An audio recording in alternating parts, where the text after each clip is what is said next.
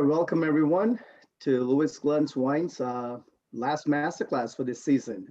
This time we have Scott Shull from Willamette Valley, Raptor Ridge. We get a pretty awesome session. It's going to be Pinot Noir clones, some of the heritage clones and the newer ones. And you all receive 4 different wines. Just for housekeeping, please keep yourselves on mute. And if you have any questions, just send it to either directly to me or everyone's open chat box, and I'll fill them in as they come in. Other than that, we just waiting on a few more people. We'll get it started. Scott already have the presentation lined up. To you, Scott. So please kick it off. Great. Thanks for joining me this snowy Monday morning. And thanks, Glishan, for letting me run anchor leg on this series that Glunz has been running. Really appreciate the attention to detail and the outreach you've done to the community during these times, as they say. We spent about 45 minutes sharing some material. I'm watching the chat if you have any questions. There will be time for some banter at the end. So let me try to share with you some perspectives on the Willamette Valley, some of our sub-AVAs, but the focus topic is clones. So let's see, I am going to put this down here. Great. I'm Scott, founder and wine grower at Raptor Ridge Winery, where we've been growing Pinot Noir and several other interesting varietals for the last 26 vintages.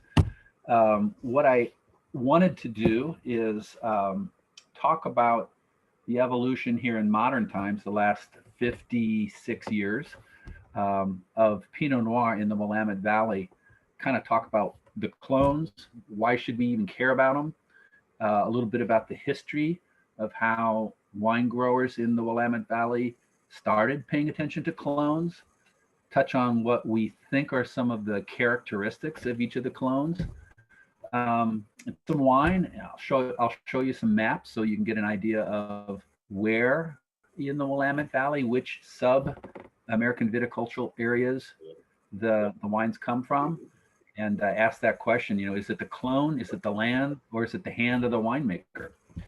We'll taste 4 wines. 3 of them are specific clone, and one of them is a blend of almost every clone in the Willamette Valley. Tomorrow at 7 o'clock tomorrow night. So what are clones? Clones are a term that was coined for colony of like DNA. So it's a way of creating an entire colony of beings through asexual propagation, whether that's Dolly the sheep, or in this case, it's plant material.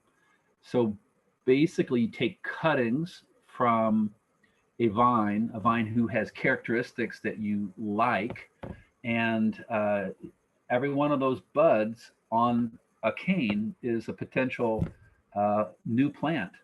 And in the old days, they would take those cuttings and just put them in the ground or in potting soil, and grapes are like weeds. So they sprout roots and start growing. And every cutting has the same identical DNA as its parent material. Growers selected specific plants, specific clones for how well they ripened, what amount of color the grape clusters would throw, disease resistance, or the looseness of the clusters so that more air and sunlight got into the cluster and the plant produced a healthier grape cluster. But of course, mostly flavor, aroma, and texture. Here in modern days, as you can see in the slide, here I'm just going to go to full screen. We take the scion, the budwood, and put it through a omega grafting machine. It creates this omega-shaped, I call it jigsaw puzzle, and it has an exact opposite form on the rootstock. And so these two materials slide in together. They're mechanically very strong. Usually you dip that, you take that into a peat moss mix and keep it at 86 degrees for about a month. And this little wound heals, it calluses off. And then you dip that in wax to create a stronger bond and grow that up in the greenhouse. The roots come out of the rootstock based on an American type of grapevine that's resistant to the diseases and the insects that we have in our soil. And the budwood is European vinifera. It's the clone that you wanted. So this is exactly what I did right out the window here on about 22,000 vines over the better part of the aughts, starting in the year 2000. We cleared this land and in 3 stages did several thousand vines just this way. And I took cuttings from vineyards that I like. In fact, it's some that you're tasting here, where we knew the original clone material. And so that is how Raptor Ridge was built. I'm trying to advance my slide. There we go.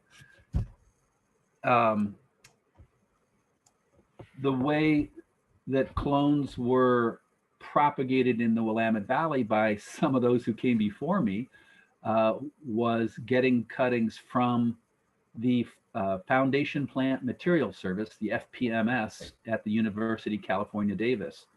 And I found it interesting. Here's a photo I got from Jason Lett of his father at age 25 years, 56 years ago to the day, February 22nd, this day in 1965, David and his wife came up from California with a few bags of wet burlap and the Wadensville clone. It was the only thing that they could get back then, and planted out his first, I think it was 4 acres of Wadensville. It was about 9 years later that the Pomard clone came out of testing from FPMS, and that was the other half of the first Irie vineyard.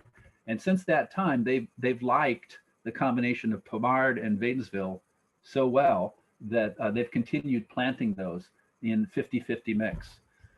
So Pomard was a cutting taken by a professor at UC Davis, Professor Olmo. I think it was around 1951.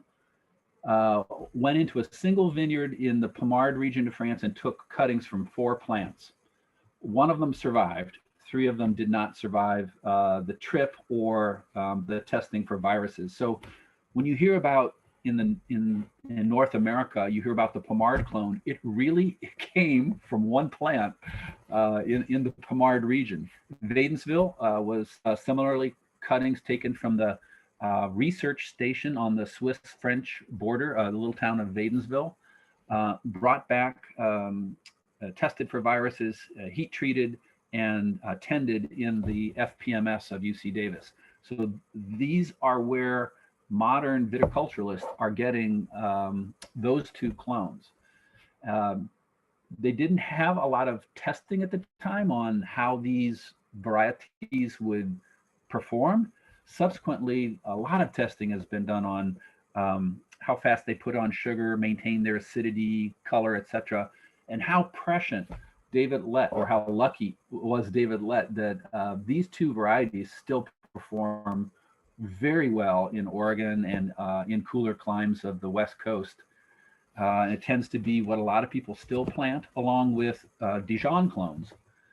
In the late 70s, the University of Burgundy-Dijon started sharing some of their plant material. In the 80s, David Lett and Oregon State University started importing some of these so-called teens, Dijon clone 113, 114, 115, and putting them through trials. And so they have become another part of our mix. These tend to ripen better in our cooler climate. They maintain nice acidity, but have a little more pronounced fruit capabilities and great textures. So to that end, um, here are some of my family photos, and I hope this is coming through for you on your screen. My partner in crime here, winemaker Shannon Gustafson, has taken to the discipline of every July. It's usually the 21st, 22nd, or 23rd, but we try to keep it as close to that day as possible. We go out to our vineyard and take cuttings. Whoop. Here's a 777. We take several cuttings from the different blocks. We have 3 different blocks of 777 clone. We weigh them, we photograph them, so we get an idea of what that year's cluster morphology is looking like. How have the clusters formed? Are they loose? Are they open? Do they have what we call hens and chicks, where some of the berries are small and don't have any seeds, and they're surrounded by larger berries that are fully seeded? Here is, we have 2 blocks of Pommard in our vineyard. You can see the weight on the Pommard is, they're a little larger clusters, 93 grams versus something that's in the mid 60s. The 667, again, back in the mid 60s grams. This is about halfway through their growing season. And Clone 114. Here at Raptor Ridge, we also have some Wadensville planted that we use in our, I call it our bubbles block, for making sparkling wine. So if you want to go down a real rat hole, Glishan can send you a copy of this presentation. There's a URL that will take you to the Foundation Plant Material Service website of UC Davis, where you can get into the history of where these cuttings came from. And yeah, you'll lose about 4 or 5 hours on that website. It's very interesting. Okay. So I put together this table following kind of this approach that VinPair did a few years ago. I really like the summary approach of this. So over the years, there's probably several hundred clones of Pinot Noir. Around order of magnitude 80 or 100 of them are commercially viable. And in practice here in North America, I'd say there maybe 20 clones that get propagated. These are the these are the most prevalent ones. Wadensville, very floral, very cherry, raspberry, rose petal in how it presents itself. It's kind of medium body, medium tannins. Pommard, one of my favorites, is very structured, very earthy. Usually gives you dark black fruit flavors, graphite, mushroom, allspice, medium to high in body, and definitely a tannin load, a nice ripe tannin structure. Dijon Clone 113, very elegant, oftentimes red plum, raspberry, cherry, cedar notes. Not quite as high in tannin as Pommard, but it does bring some structure to the wine. Dijon 114, which I have quite a bit planted here at Raptor Ridge, very perfumed. We often get descriptors of pomegranate, blueberry, cola notes with 114. A little heavier body, medium tannin. Dijon 115, also a real favorite in the Willamette Valley. Something that in the vineyards I lease, I often look for the 115 block. It's very muscular. It's very full and complete, almost to itself. Again, rose petal, red cherry, black raspberry, licorice or anise flavors. A nice full body, but quite silky. It doesn't have a huge tannin load to it. 667, we've got probably 3 blocks of that planted here at Raptor Ridge. It's very high toned, very lively on the nose, with dark cherry, black tea, a lot of Christmas spices is a descriptor we often get. And then one of our favorites, along with Pommard, we tend here at Raptor Ridge in our blind tastings to identify with the 777. In fact, we do a bottling of only 777 clone, very silky in texture, velvety, nice cherry, licorice, red rose petal on the nose, very full in body, medium tannins, a nice wine. Checking to see if there's questions so far on the chat. Not seeing any. Okay. So it's a good time for you to open your bottles. We'll go through a tasting of 4 wines.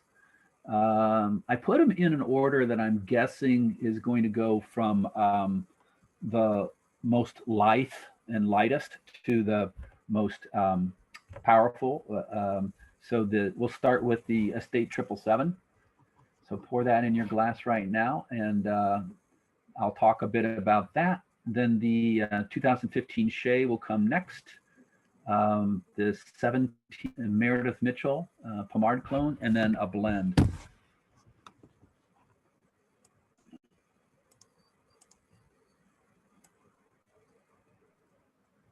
Checking in. I'm sorry, which one is the first wine we're supposed to be tasting? Because it's got listed as the Barrel Select as the number 1. Please start with the Estate 777.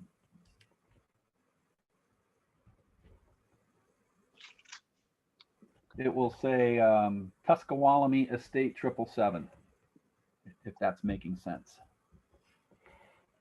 And I will join you.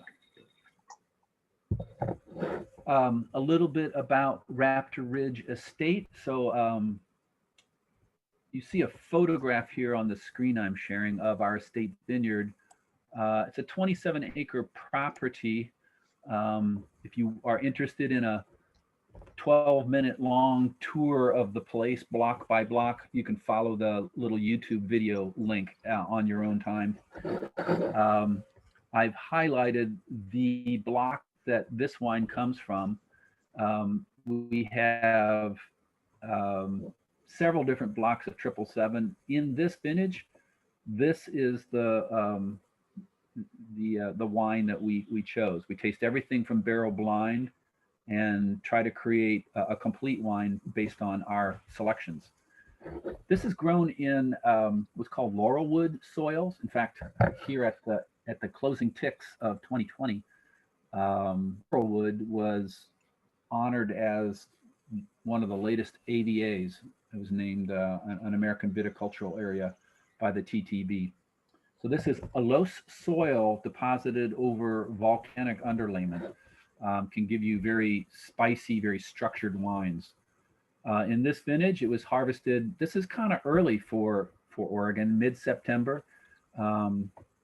Usually we're toward the end of September or into early October before the grapes are ripe. So this is in our string of ever warmer vintages. You can see the harvest chemistry there. A fairly standard winemaking approach. We did about 15% whole cluster additions to the otherwise destemmed fruit. 4 or 5 day cold soak before inoculation with a yeast that was isolated in a Williams-Sellium vineyard. We like using the yeast with Pinot. 10 months in the barrel, and in our blind tastings, what we liked turned out to be barrels that were fairly neutral, so only 7.3% oak intensity. So you really, I think this is a good wine to familiarize yourself with as well, because you're not getting a lot of distraction from the oak or other things. This is a real straight ahead wine.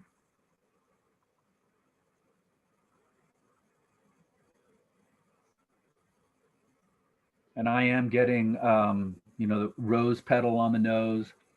There's a nice red cherry fruit to it.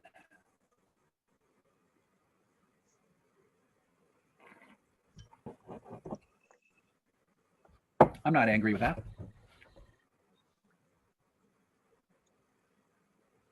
So hope that it's always a risk, to describe the clone first and then pour it for somebody, and the risk is it doesn't anything like what you described, but I think we nailed that one. You know, it's silky in texture, rose petals, red fruit, a nicely balanced wine, medium palate weight. We love the 777 clone. Love it by itself and love to blend with it. Okay, I'll keep this moving. So next, if you would, the Shea Vineyard 2015. So Shea Vineyard almost needs no introduction. It's considered one of Oregon's premier cru vineyards. I was lucky enough and young enough to kind of get in on the ground floor with Dick Shea and started working with his fruit 1996 in our second year of operations at Raptor Ridge. I started buying here in Block 1. It was all planted on its own roots originally in the mid to late 80s. So in 1996, we discovered phylloxera starting vineyard. I got pushed into Block 2 as Block 1 started dying. I was in Block 2 for a couple of years and it started dying of phylloxera. So I moved over to Block 21, then Block 23, then up here on what we call the ski slopes. Over the period of about a decade, Dick Shea got the pleasure of replanting the entire vineyard on grafted vines because the original plantings were dying of phylloxera. So I eventually moved over to Block 11 here. You see shaded in red. His original plantings were those Pomard and Badensville clones that I talked about. The second plantings, he propagated a lot of those original cuttings, but he also brought in a lot of Dijon clone material, clone 115, clone 114 and 113, some 777. We worked for probably 15 years here in Block 11 with this Dijon clone 115. It's Shea Vineyard is an ancient seafloor. It's sedimentary, fractured sandstone with a very sandy Willackenzie soil on the top. You can see the harvest chemistry, very warm, very ripe vintage. That's a lot of high potential alcohol right there, 26 bricks. And the titratable acidity 4.5 is a little flabby. It's a little ripe. We probably acidulated. We added some tartaric acid at the ferment. Back then I was destemming 100%. So there's no whole cluster component in this. I was using strains of yeast isolated in the vineyards of Brunello Montalcino. So BM45 and that good old William Sellium in different fermenters. About 33% new oak in the alignment. And if you get some time later, you can follow the YouTube link there and take a tour. You can see the kind of viticulture that takes place at Shea Vineyard. Exceptional attention to detail in canopy management, cluster management. So it's an expensive place to lease, but you get what you pay for. So clone 115.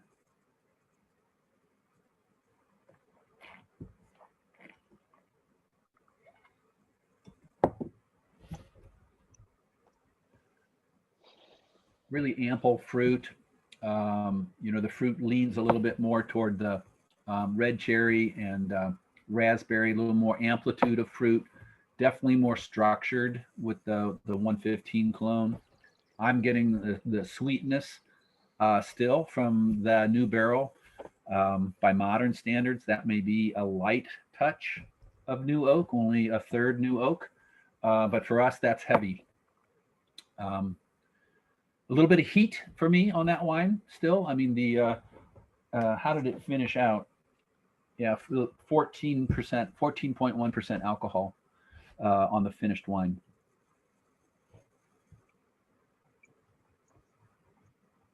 Great. So that is 115. And as I said, that often is a workhorse clone planted prevalently in the Willamette Valley.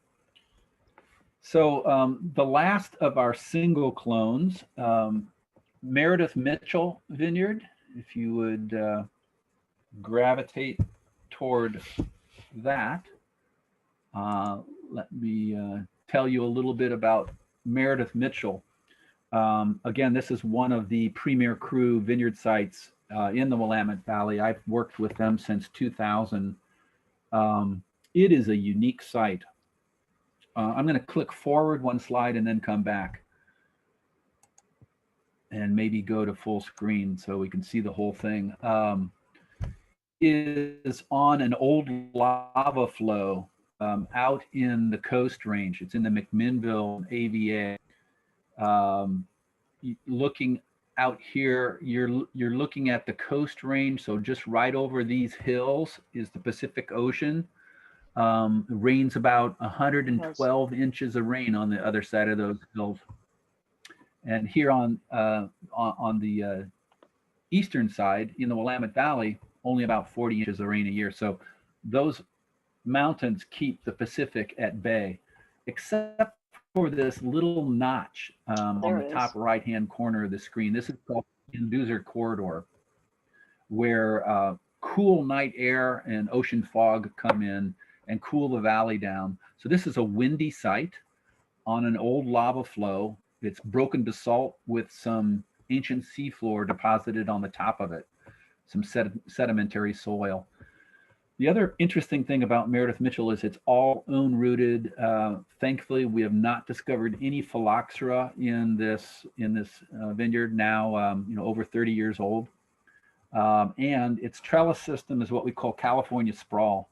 So these are the grapevines that are trained up on stakes to about 5 feet of height, and then the canes are tied down to a high wire, and the shoots come out of the cane and they just sprawl, as you can see here.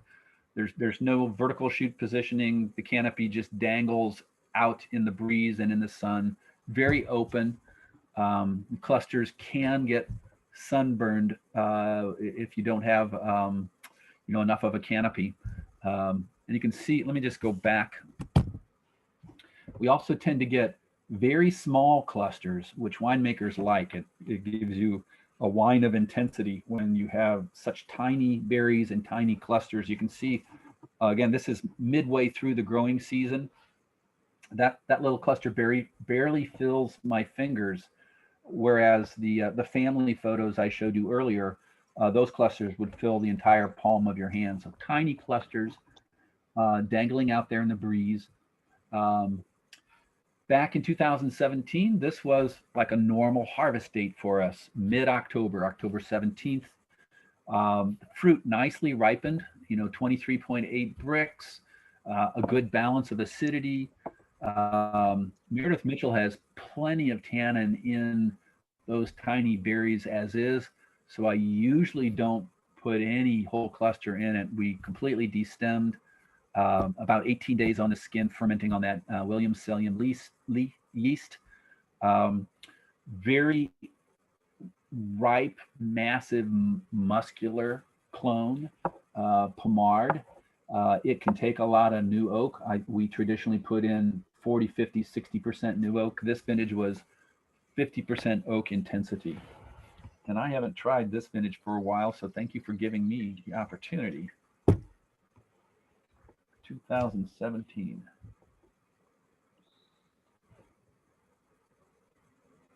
Definitely get the earth and the mushrooms as was described earlier.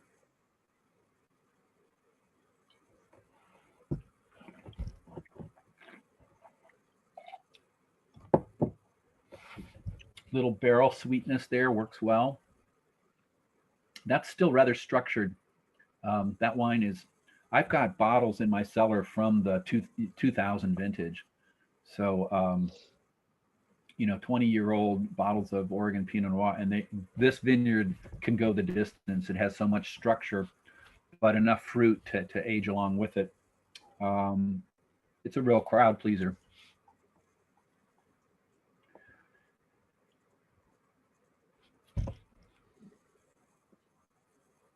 So those are the three specific clones. We've tasted 777, 115, and now Pomard. The last wine we're going to taste is a compendium of several vineyards. Let me give you a little lay of the land. So Portland, Oregon is, right on the border with Washington State, right on the Willamette Valley, where the Willamette River, where it joins the Columbia River. Raptor Ridge and Wine Country starts about 25 miles southwest of Portland. Each of these gray areas are nested AVAs within the greater Willamette Valley. The Willamette Valley is about a little over 100 miles long and 30 miles wide. Inside of that coast range that I talked about earlier, protecting us from the Pacific, and to the west of the Cascade Range, 10,000-foot mountains that protect us from the interior. But there are, in the Willamette Valley, 9 more specific AVAs from the Tualatin Hills. Raptor Ridge is in the Chehalem Mountains, actually now in the newly minted Laurelwood district with this area I'm pointing to here. Shea Vineyard is right inside of the crab-shaped Yamhill Carlton AVA. Meredith Mitchell Vineyard that we just finished tasting is out here in the McMinnville AVA, sitting right to the north of that Van Duzer corridor where the cold night winds fill the Willamette Valley. Just above the Van Duzer corridor AVA, the Eola Amity Hills. So these are the, and then of course the Dundee Hills, where 56 years ago today, David Lett planted the first Pinot in the Willamette Valley. So in addition to farming Raptor Ridge and Harbinger Vineyard, I lease the identical block, the same vines, the same dirt year after year for the last 25 years. I lease from about 14 other vineyards throughout the Willamette Valley. And we bring everything in block by block separately when it's, we think, perfectly ripe. We ferment separately. We keep the press wine separate from the free run wine. We age it in barrels. We blind taste all of those barrels. We create our notes and our theories about what would be the appropriate blend for each of these single vineyard wines that we make, as well as for this next wine we're going to taste. The slide set also shows you the different soil types from all of these vineyards. So shaping the flavor of the finished wine is not only the clone, but it's the soil in which it's grown. We at Raptor Ridge Estate are in this loess soil, this rock flour, fairly vigorous for wine grapes, whereas Shea Vineyard is in ancient seafloor, sedimentary. Meredith Mitchell is out in this basalt, old lava. We also get fruit from Temperance Hill, Zenith, and Crawford Beck, which is also basaltic old lava. Each of these sites has a different aspect to those winds I talked about. The cooling night winds can cause the grapes to put on much thicker skins, and you get more color, therefore. You get more anthocyanins, more tannin, more structure in the wine. So you see, it's not just about the clone, it's also about where it was planted and the microclimate and the soil that Pinot put its roots down in. So I love taking the approach of combining elements from many of these vineyards and trying to create a taste of the Willamette Valley in a glass. And so that is our last wine this morning, is the 2018 Barrel Select.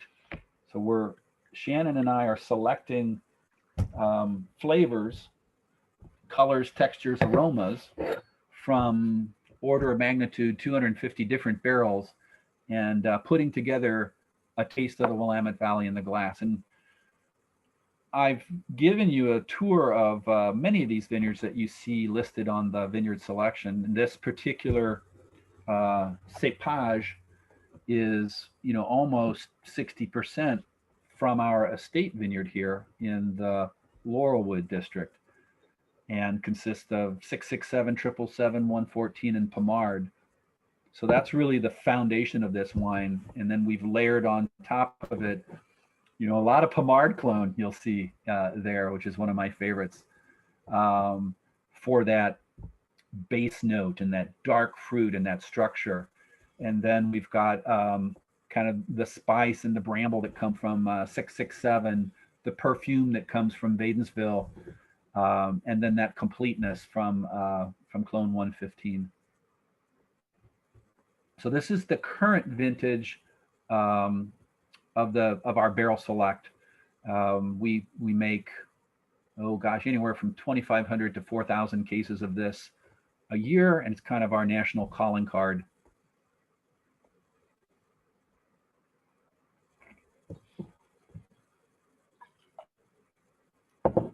So you'll always start a religious argument with people if you start asking, what is the better wine? A single clone grown in the right place, or taking composites from many different sites and creating a more diverse wine. And I will leave that religious argument for you all. I'm going to just summarize here that absolutely, I think clones are important. They each have their own personalities. You've seen some of those here this morning. There's tens and tens and tens of different clones out there that people promulgate. I haven't even talked about clones that have come out of the California scene, from Joseph Swan Vineyard or Chalone, et cetera. And where did those come from originally? But growers are propagating their own clonal material. But in my opinion, site is more important than clone. Where it's grown and how it's grown really shapes how the wine presents itself. With clone being riding shotgun right alongside site and where it's planted. And then of course, how those vines are tended, crop load, canopy management, vineyard health, soil health, followed by winemaking. What you do in the cellar is absolutely going to shape the final wine. How extractive were your fermentations, components of press fraction versus free run, components of new oak versus neutral oak. All of those things can shape a wine almost to a greater extent than can clone. So clone's important, but it's not the only thing. And with that, Glishan, I'm going to see if I can, open up for questions and if I can find the chat screen. I'll see if there's any questions.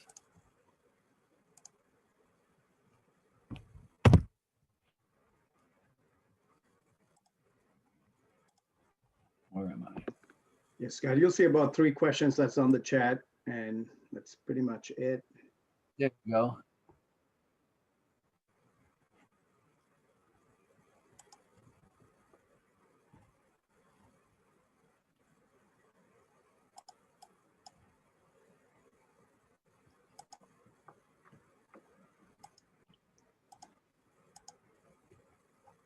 I do not want to share. Here we go. I'm going to stop sharing.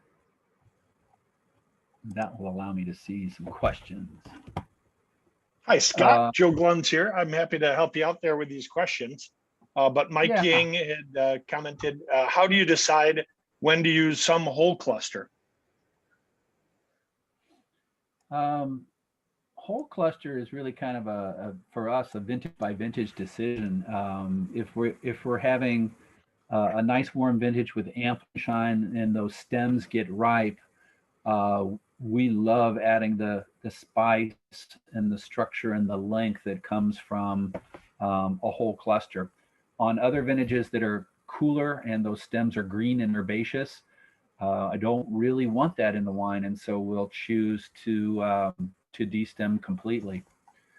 So that's really the guiding principle there.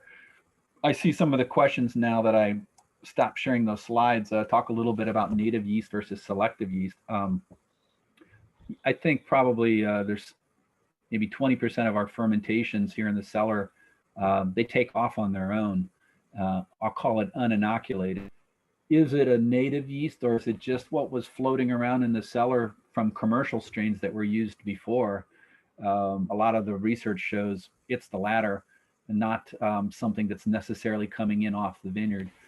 So we'll call it a low, and if those fermentations are clean and healthy, we love to let them run. They'll add some of that interesting shroominess, that interesting complexity.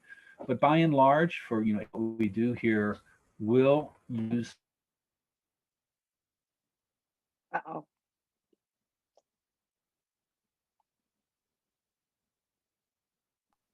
Might have a little bit of a delay here with Scott, because I think he's getting some tech difficulties here.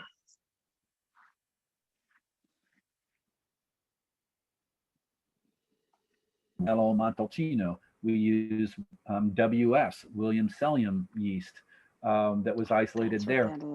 We choose those for their fermentation genetics and the style of wine that they give us. And again, I'll choose that because of my impressions of the vineyard, my knowledge of these vineyards, and the vintage. We'll change the yeast strains that we use. Hey, Scott. Yeah, I think you're having a little bit of connection issues. If you turn off your video, it might help to increase your audio quality. Let me try that. Thank you.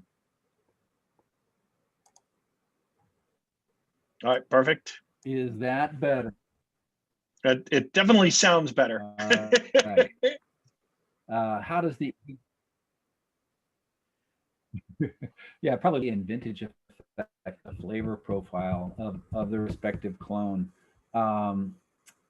Great question. The sub-AVAs, the soil type really, I think, is the more important thing. These basaltic soils, these old volcanic soils, really give you a lot of pepper note and spice alongside a brighter red fruit flavor.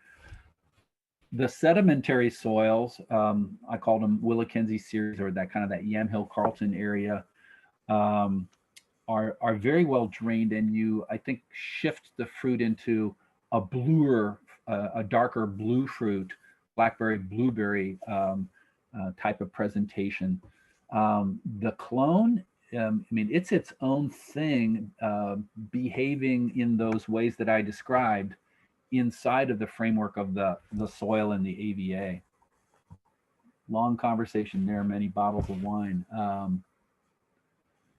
How many acres is Shea Vineyard? It's an order of magnitude around 168 acres in that map that I showed you, the east side and the west side. And it's getting larger. I think Dick bought the property to his north and east, and so he's got twice as much land now as he used to have, and he started planting more. Thank you for the comments on the Shea. Yeah, it is age-worthy. How many other single clone releases do I do? We do the triple set, and we do our estate, which is predominantly Pommard clone. Those are the only clonal specific releases I do. On the other vector here, we do 14 different vineyard designated Pinot Noirs. So it's more about the land than the clone with each of those. We do a Temperance Hill, and also kind of the third of Premier Cru vineyards in the Willamette Valley, and Glunz carries that. That's Dijon Clone 115, high elevation, windy site, organic certified for the last 30 years. in addition to doing our own estate vineyard. Easily 14 different vineyard designated wines. But in distribution, it's only been the Shea, the Temperance Hill, and Raptor Ridge Estate, alongside that Barrel Select that we tasted last.